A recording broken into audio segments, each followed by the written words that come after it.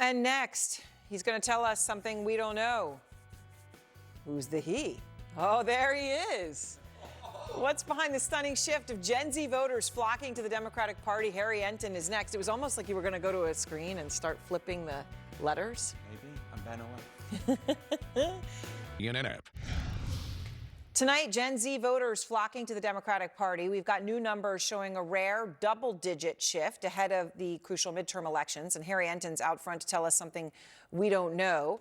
And I mean, look, we live in a day, an age politically where, you know, things happen all the time where you say, how could this happen? But a shift like this is really stunning, right? I mean, voters under 30s, Gen Z, right? Correct. What's the shift that you're seeing? So take a look at party identification, those who identify as Democrats or Republicans. Look at the margin that Democrats have now versus where it was a year ago. Look at this. It goes from +6 points in 2024. Look at that ballooning. That's more than a tripling of their advantage that Democrats have, up to +20 points. I will note there was movement among the adult population overall towards Democrats, but less than half of the movement that we saw among Generation Z. And Gen Z is what, sort of 18 to 29? Correct. Those born from 1997 onward. Okay.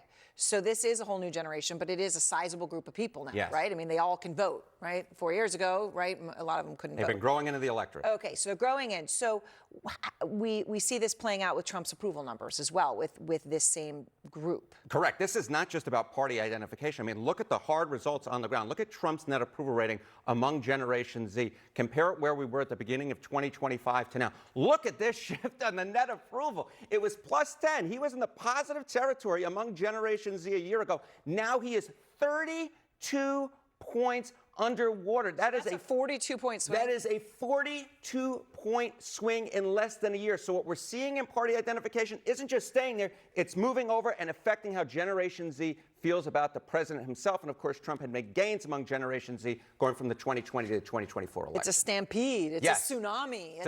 It's come up with It's another. huge. Okay, tell me something else I don't know. Okay, I'll tell you something else you don't know. Why is party ID so important? You know, I mentioned that Democrats gained amongst them overall, right, on party ID.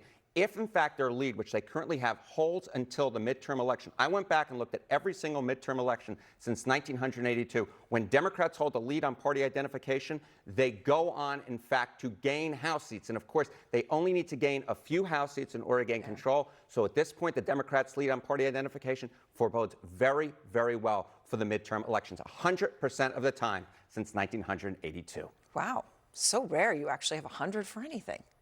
You're 100% in my book. As are you. Thank you, Harry. And all of you, thanks for joining us. Anderson starts now.